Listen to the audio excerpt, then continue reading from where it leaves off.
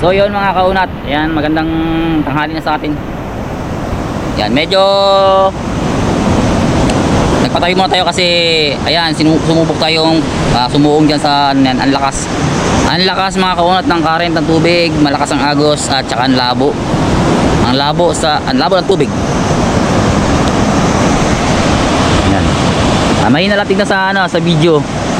Pero yung alon dito mga kaunat ay naga-cross, nagasalubungan sa gitna.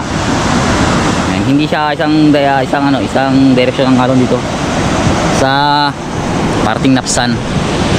Yan. Nag-break time muna tayo kahit paano sa paggagawa natin ng spear gun. Dito muna tayo, mamanas na tayo kailang ang lakas ng alon. Bukas mga kaunat, pupunta kami sa Binduyan. Baka mag-night dive kami doon.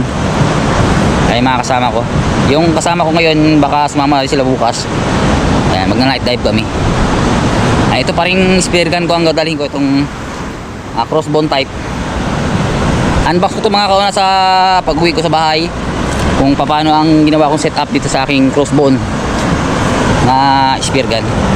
So, wala tayong magagawa kasi hindi natin pwedeng pilitin ang sarili natin na makita naman sa video, wala isda, malabo, malakas ang current tubig, hindi ka makapatabi kagad kasi tinutulak naman ang alon pabalik.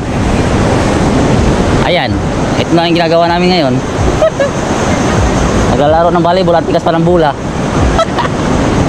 Ang kapana namin pahinga.